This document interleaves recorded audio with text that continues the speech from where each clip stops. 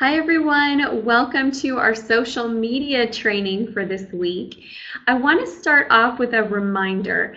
As we get into more specific strategies and ideas and product funnels and options, you're getting to the point where you're going to hear things that don't apply to your business. You're going to hear ideas and strategies that you look at and you say, well, I don't have a business like that, so what am I supposed to do for mine? And what we're doing is we're helping you understand what's available, and then you're choosing what you want to do. If you need more help and support, which I imagine that you will, let's remind you of what are the places that you can go to get specific answers for your business. You have 3 resources available to you that you should be using every single week. Number 1 is the Facebook page. That's a place where you can post specific things and get feedback and ask questions. You know, today, Amy, I was watching the video on social media and I'm trying to decide if I should be on LinkedIn. And then give me the reasons why you think you should be or why you think you shouldn't be, and I'm happy to give you feedback on that. Number 2 is in your weekly coaching calls with your coach and your group. This is a great opportunity for you to get more specific. And number 3 is on the Q&A calls with me. I'm on every week ready to help you and support you in your business. And here's what I want you to be cautious of. I want you to be really cautious of saying, I don't understand how this works for my business. And because you don't understand, putting it on the shelf. It works for your business. You just need to get clear on how and why it works for your business. Make sense? All right, let's move into social media training here. We need to start off by being very, very, very clear on what social media is and what social media is not. Social media is a very powerful connector. It is a very important part of your marketing plan. It is not your marketing. I hear people say that a lot when they'll say, so what are you doing for marketing? You're like, well, I'm doing Facebook. No, that's not what you're doing for marketing. It's part. It might be part of your visibility strategy that you're going to be using Facebook ads. It might even be part of your lead capture if you're, taking people to a landing page and you've got pixels on there and you're retargeting them. There's a lot of great things you can do with social media. It might be part of your lead nurture, but it is not the entire system. And so if you are putting all of your effort for marketing into social media right now, that's going to be a problem. We've got to connect all the pieces. And social media is a really powerful part. It really is. It can be used in so many great ways, as long as we understand that for it to be effective in terms of turning into clients, we got to move past just posting and posting and posting and going for likes. Likes are great. Clients are better, right? Likes are just somebody seeing your stuff. An opt-in is better, or somebody having a conversation with somebody where you engage with them and then you take it to a private message and then you take it to a phone call. All of those things are better. So as we talk social media, I want you to remember it's not all about marketing. It's part. It's one part, and a very important part. So the first thing that we need to do when we jump into planning out our social media strategy is making sure that we are being strategic in this strategy. We don't want to just jump on platforms and start posting like a beast and hope for the best. We need to really understand the different platforms and understand what are the perks, what are the downsides, who's using them, who's not using them, are our clients there, is this a good place for us? And where you play in social media for business is not always where you like to be for personal. For example, personally, I wish everyone would just use Facebook and stay there. It's totally a demographic that's geared towards my age. Facebook actually has the oldest users of all of the social media sites. Not that I'm old or anything, but it's just, the average age is like 30s and 40s. So it works for me. I like having conversations with people, whereas Twitter stresses me out because I'm like, how can I say this in 140 characters or less? It's stressful to me. LinkedIn to me is super boring. However, Twitter and LinkedIn are both really, really great platforms for me in business. What are you going to do? So let's set aside what we like or don't like, and let's make decisions based on where our business can really grow. So let's get to know our different Pinterest, and by the way, y'all, this is just an infographic that you can go get if you just Google social media infographics 2015. I know it's a little tricky to see in the webinar, but it's a readily available infographic. So Pinterest is a social site that's all about discovery. It's very visual. What are you liking? What are you engaging with? Pinterest is mostly women. You've got 68% female, 32% male. They've got good active users, 70 million active users. It's all about creating boards of what it is that you like. So this is a really great platform for those of you who are selling a product that can be graphically represented. So if you're selling anything that's crafty, anything that's home decor related, anything that is fashion related, you can do, like if you're a health product, you can do that, but it just needs to be visually stimulating. So if you're a health product, we're not talking a bottle of your product. We're talking pictures of people looking really healthy, pictures of people exercising, pictures of people feeling free. Those are the types of things that we're looking for there. So that's Pinterest for you. Now Pinterest for me, I don't love Pinterest personally. Pinterest to me is like this grand place that makes me feel inept because I can't make everything as cute as what's on Pinterest. That's how I feel about it personally. I will say I had a blog post that got pinned all over Pinterest from my former business, Celebration of Real Beauty, which helped that blog post go viral. It was parenting and family related. My business stuff on Pinterest hasn't really taken off a ton. It hasn't been huge for us. We don't really focus on Pinterest. We have a presence there. It's not a focus for us. Okay, Twitter is next. So Twitter is 560 million active users. So besides Facebook, it's the biggest platform. This is a microblogging site. So blogs are kind of like, here, let me show you my life. Let me give you my tips. See into my world. And Twitter is just really short versions of that. One of the things that I love about Twitter is you can talk to almost anyone. You could go find a celebrity and you could tweet them and they may respond back. So it's very accessible. Conversations are really integrated. It's got the largest penetration into the US. So tweets, they come to you and they come to you really frequently. You get notifications on your phone. And I'm not saying that on Facebook people don't get pinged, but it's different. So in Facebook, if you've got notifications coming to your phone, it just tells you you've got notifications. Then you're going to need to actually go in and click and see what they are. Whereas with Twitter, the tweet comes up and you see exactly what they said right then.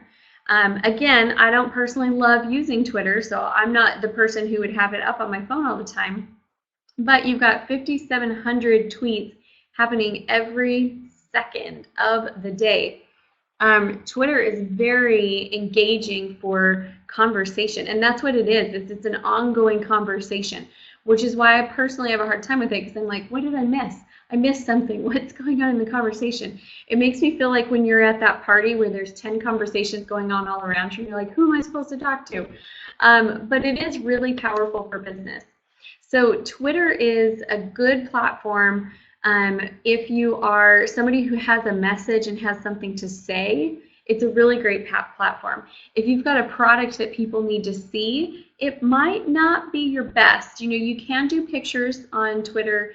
You even can now do videos on Twitter. So you're going to have to just kind of decide.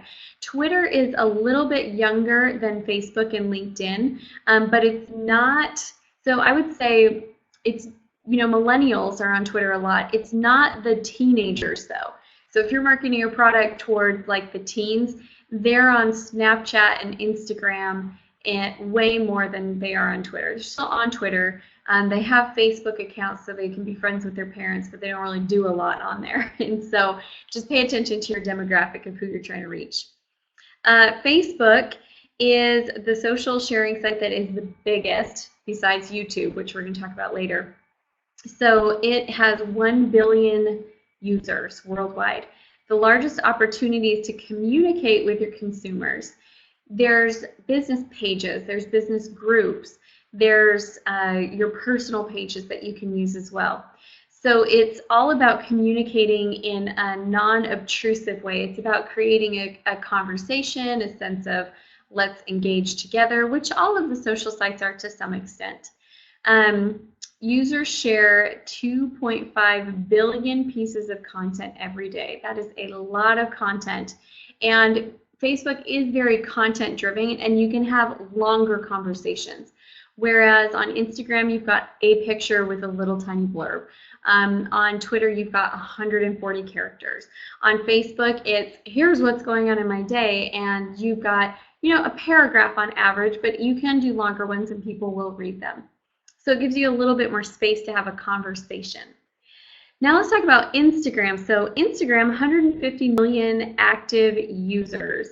It is all about pictures and short videos, 15-second videos. It's very, very visual, and it's growing really quickly for brands that are visually stimulating. So many brands are participating. They're using hashtags, they're posting pictures.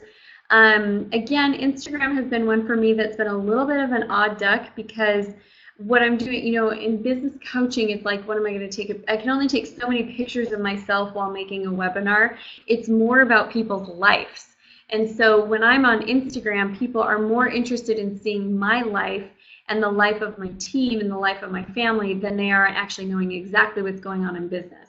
So it's almost a little reality TV-ish, where people want to see the brand personality. So that's what they want to see, the brand personality. And if you're, you know, clothing, or you're crafty, or you're home decor, or you're health and fitness, Instagram is going to be really great for you, because your product is visually stimulating. People love seeing before and afters. Cosmetics, great on Instagram. Business coaching, it's like, I don't know, what do you want me to take a picture of your profit and loss statement? That's not really that exciting, right? So if you're like a business coach or a life coach or an author, Instagram is more about building a personal celebrity brand, where people really like to follow you. They like to engage with you. And if you don't like that, unfortunately, we live in a time where people want from us not just our information, they want us to be entertaining them, and they want to be entertained by what they see as they watch our lives. It's a little obtrusive, honestly.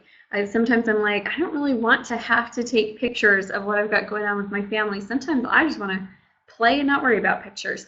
And so I'm not super active on Instagram, but it is really good for a lot of brands. It's probably the one that I probably should be doing more of. Okay, Google Plus. Google Plus is a social network that's built by Google that allows for brands and users to build circles. And what is happening on Google, it is growing. You can see it's 400 million active users. So it's growing rapidly, 925,000 new users daily, which is a crazy big number. Here's the thing that I see on Google. There are more brands on Google that are inactive than in the other platforms. When Google Plus first started, they had different features that were available that were enticing to businesses, so a lot of businesses went and set up shop. However, they've made changes. I feel like Google Plus is still kind of figuring things out, and so it's a little bit of an interesting network because it's changing. They haven't quite hit their stride yet, in my opinion. However, there are not a ton of people really playing big on Google+, so it is a great place for being able to stand out in the crowd quickly. Good for that. All right, let's look at LinkedIn next, which is my platform that I love to hate. To me, LinkedIn's a little boring. It's very professional. It's business-oriented social networking. I think there's some definite LinkedIn snobs who think that they know everything, and you just have to do it exactly the right way. And if you mess up, they send you a strongly worded email about your internet, your LinkedIn etiquette, and they're a little fun on LinkedIn. However, it is totally a good place for me and my business. We use LinkedIn a lot. So what you're doing is you're participating in connecting with people professionally, and you can post articles. I have a client right now who does training for credit unions, and he's getting a lot of business off of LinkedIn. So he posts articles on LinkedIn that are related to credit union sales, and he gets a lot of people that will respond back and ask him questions. It's one of his best lead sources. 79% of the users are 35 or older. It has 240 million active users, and they are all professional. So it's like an online networking. Now, when you first started, it was kind of a general rule of thumb that to add someone on LinkedIn, you had to actually know them. And there are people who are still playing by that rule, that they want to know you or they don't want to accept your rules. So don't go crazy adding everyone under the sun. But do be actively creating connections and interact with people as you create connections. People like to send messages on LinkedIn. When we are actively trying to grow LinkedIn, there's a lot of time that's spent following up, responding to people, answering messages, creating connections. You can also give each other, you can give referrals and recommendations. So when people look at your profile, they can see that you've got referrals and recommendations. Okay, these are the different platforms. I want you to think about your business right now and start thinking, what are the ones that are going to likely help me grow my business the fastest? And I'm not talking about just which one do I want to hang out on and chat with my friends and family. You can still do that. You can do that wherever you want to, but that's not your business social media. So where are your users? Do you have 30 and 40-year-old women? If so, Pinterest is a great place. Facebook is a great place. If they're business savvy clients, Twitter, Facebook, and LinkedIn are going to be really great options. If you've got something that's really crafty and visually stimulating, then Pinterest and Instagram and probably Facebook are going to be your best platforms. If you're like just wanting to break into a new market, then you can get creative. You can look at Google+, you can look at Periscope, you can look at Snapchat. There are other platforms that are trending and that are kind of growing. And so it's up to you really where you decide that you want to play. We are going to talk a little bit more as we go on about specifics within what to do in setting up each one. However, let's just point out some interesting trends. This one is, I'm going to actually put this into your tracker because I know it is hard to read here, but these are just some interesting trends that I think are good to pay attention to. So number one trend that really caught my eye on this is that 72% of businesses feel like video is the next big thing in content marketing.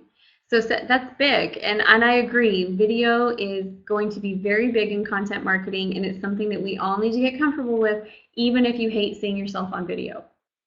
Okay, another thing that I thought was really important was that 50% of the users are integrate. Oh, I'm sorry, it's this one. 84% of business users on social media are integrating their social media marketing with their traditional marketing, which is exactly what we need to do. They cannot be two separate things. They need to interact together.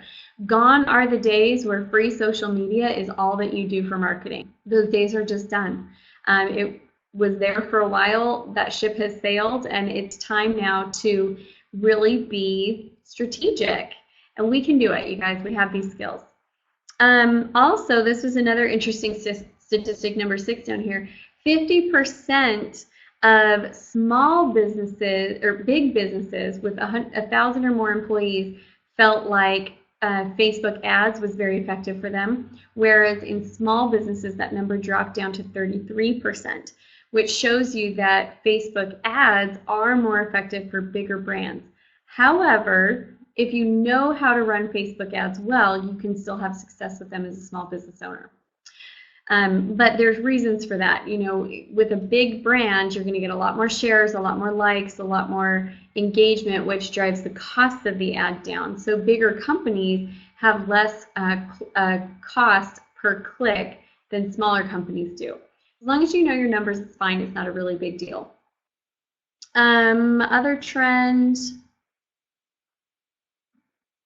This was interesting to me. 66% of users are going to be putting more energy into Twitter. I thought that one was interesting. Okay, so on this first video, all you need to do really is I want you to start thinking about, oh, no, one more thing on this video. Sorry, I knew I was missing something.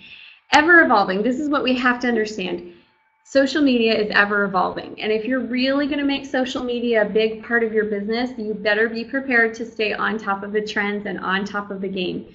So here's some social media statistics from last year, 2014, 2015, when I'm making this video at the end of 2015, but the stats aren't really done yet.